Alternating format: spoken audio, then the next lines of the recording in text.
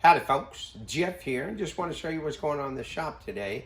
We had this vehicle come in with a lien code in it. So the first thing we do is we get our Redline Detection smoke machine. Now this is the dual purpose diagnostic leak locator.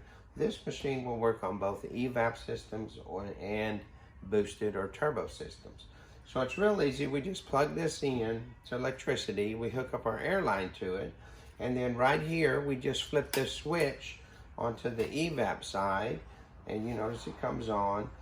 So then what we're gonna do next is we disconnect the air hose on this vehicle out of the air filter box here. We grab our easy intake pass-through adapter.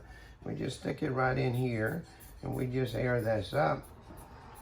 Just pump it up so it'll hold in place, and this is a pass-through device. So what we're going to do is go onto our Redline machine, turn it on, and we'll take the air hose right here, and this is what puts out the smoke. You can see the smoke coming out right there.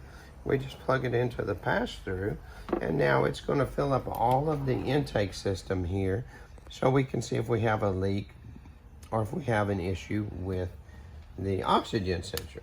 So the first thing you can see is it's already getting smoke coming up out of there. And so this indicates that we have a leak on the intake gasket. So what we have to do is pull this intake manifold off there, replace that gasket, put it back on. The other thing that we notice is right here, as you can see, it's actually leaking out of that oil filter cap right there. I'm gonna put my hand so you can see it. And so the oil, you can see right there, that has smoke. It fills it with smoke. And so that gasket is leaking right there. So we're gonna have to replace that also. Well, that's what's gonna be involved in repairing this vehicle. It's quick and easy with our Redline Detection Diagnostic Leak Locator. As always, I appreciate you watching.